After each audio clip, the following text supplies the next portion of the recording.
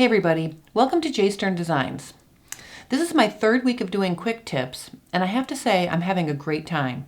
I hope you're enjoying them. So the way I've been coming up with my topics for my quick tips thus far is that I'm drawing them from whatever I'm also working on in addition to shooting these tips. So I'm pulling things from my perfectly fitted shirt class that I thought would be interesting as a tip while I'm working on that class. And then when I switch to something new and exciting, I will switch my tips. So that's just a little sort of behind the scenes reasons for why we're doing all of these shirt tips right now. I thought what I would do today for this Tuesday's quick tip is explain the difference between a French seam and a flat felled seam. These seams are different from a traditional seam because they have encased raw edges, so you don't have to have a serger handy if you're using them to construct a garment. I'm pretty familiar with doing a easy flat felled seam on my jeans because I always use that on the seam that finishes the top of the leg to the bottom of the yoke in the back of a pair of jeans. So when I started shooting the construction lessons in my fitted shirt class, I played with these two seams and I sewed them to construct various parts of the shirt. Both of these seams have two things in common. Like I said a second ago, their raw edges are encased by the seam allowance, so you don't need to clean finish the edges on your serger. And the other similarity is when you pin the fabric together to start sewing these seams, both of these seams require you to put the fabric wrong sides together. This is different from a traditional seam where you put your right sides together, sew your seam, and then you're left with clean finishing and pressing your seam either open or in one direction. So both the French seam and the flat felled seam start with wrong sides together. But here are the differences. The French seam ends up with the seam allowance encased along the wrong side of the seam, and the flat felled seam has the seam allowances encased on top on the right side of the fabric. So that's really like the big difference between the two seams, and there's a little bit of a different technique to get you there. Let me show you step by step how a French seam is different from a flat felled seam by sewing a sample of each. Now notice I've labeled my fabric right side. Okay, so I've got my two right sides face out, and I'm going to stitch my first seam. If your total seam allowance is 1/2 inch, you want to stitch your first seam at a scant 1/4 inch. You want to give yourself a little bit of room for the turn of the fabric.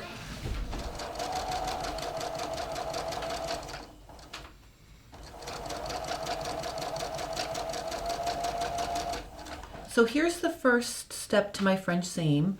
I've sewn barely 1/4 inch. The next step is to trim the seam allowance to 1/8 inch and then press it again so that the right sides are together. So let's trim our seam. All right, so I'm just going to trim along my seam allowance and make it between, a little, it doesn't need to be exactly 1/8 inch. The whole point is when we finish the seam, we don't want to see the raw edge sticking out of our final encased seam. All right, so now it's trimmed. First, I'm going to open the seam up and I'm just going to press it flat. So let me open this up and you can see now my wrong sides are face up on the cutting table. And I'm just going to use the tip of my iron to press it flat. And I'm keeping the little seam allowance going in one direction. So right now I have it pointing towards you. And then what I'm going to do is I'm going to fold it in half so I can press the fabric together, right sides together. And notice you can see the little beads of my stitch. You want that seam to be right at the fold as you fold your fabric. I'm going to try to keep my stitching right along that folded edge as I go. All right, so now I'm just going to stitch down the length of my seam using 1/4 inch. Okay, so you can see the wrong side of your garment now has a neat encased seam allowance. We didn't have to use the serger to clean finish the edge because the edge is neatly tucked away. So I'm just going to give this a final press and then I'm going to show you how to do a flat felled seam. Okay, now I'm going to show you how to do a faux flat felled seam. And like the French seam, we're going to start with the right sides face out. So we're going to put our wrong sides together. The difference is the whole seam allowance is finished on the right side of your fabric. It doesn't end up on the wrong side like the French seam. The other difference is when we sew our first seam of a flat felled seam, we're going to use the entire seam allowance. So I'm going to use the 3/4 inch seam allowance that comes with the perfectly fitted shirt pattern.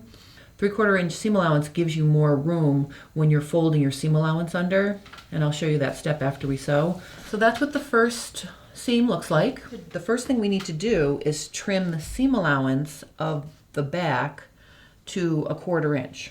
So what I'm going to do is I'm just going to fold it flat and finger press it open so I can just trim my back seam allowance.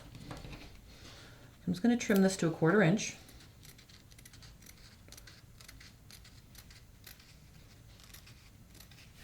All right, so now I've laid it flat so you can see the trimmed back seam allowance, and you can also see the front seam allowance here. The next step is we're going to press the outer edge of the front seam allowance under 1/4 inch. So I'm just going to turn this edge up like this. As I press it, I'm actually covering the top edge of my trim seam allowance. So I'm encasing the trimmed edge. Okay, so see how that looks? You can't see my trimmed edge. Right, so the next step is we're going to open this up so that right sides are facing up, and we have to press we're going to press our seam allowance down towards the back. So I'm just going to use the nose of my iron to press it at the very base of the stitching.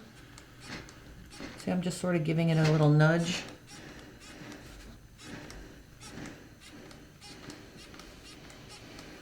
Okay, and after I do that, then I'm going to finger press it down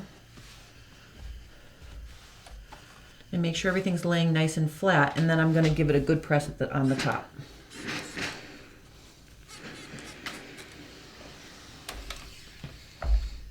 Okay. All right, so now you can see that we've got the seam allowances are turned under on the right side of the fabric. So the whole entire seam is face up, and you can see it on your garment. So the one thing you want to make sure is that when you press that edge under on the front seam allowance, you want to make sure you're evenly pressing it from your stitching line, because if you're not, you're going to end up with a uneven looking seam, because our final step is to actually top stitch it in place. So there's going to be 2 rows of stitching that you can see from the right side of your fabric. The first seam, and then where you top stitch it to secure the seam that's folded under in place. So let me go back to the sewing machine, and I'm going to stitch along this folded edge, and then then you can see what the completed seam looks like. You want to be about 1/16 of an inch away from the folded edge. So let me show you what that looks like.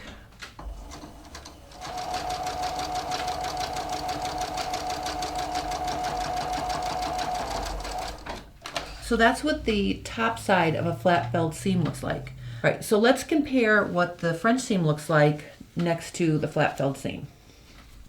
Here's the right side of my flat felled seam, and I used a dark color on a white fabric. You can see how important it is. I'm just going to point out over here is uneven. So when you're working on this seam, either use a thread that blends into your fabric, or if you're going to use something really contrasting, your stitching has to be spot on or it's going to look messy like it does down here. Okay, so that's the right side. Here's the right side of my French seam. I remember you could top stitch or edge stitch this seam allowance. I didn't do that, but just as is without any extra, that's what the French seam looks like. And I'm going to flip them over to the wrong side. Okay, so you can see on the wrong side, they almost look identical. It's just on the French seam, you have a loose seam allowance, and on the wrong side of the flat felled seam, there's no seam allowance there, but because it's top stitched down, it kind of looks like it could look like it's a top stitched seam allowance. So the look on the wrong side is very similar. And again, it's going to depend on the kind of shirt you're making and the effect you're trying to achieve with your seams. So, as you start working on your shirt and you're constructing, you can decide if you want to try to do a flat felled seam or a French seam. So if you have any questions about either the French seam or the flat felled seam, please post them on the comment section below or visit my blog at jsterndesigns.com. I hope you enjoyed it, and I'll see you next time.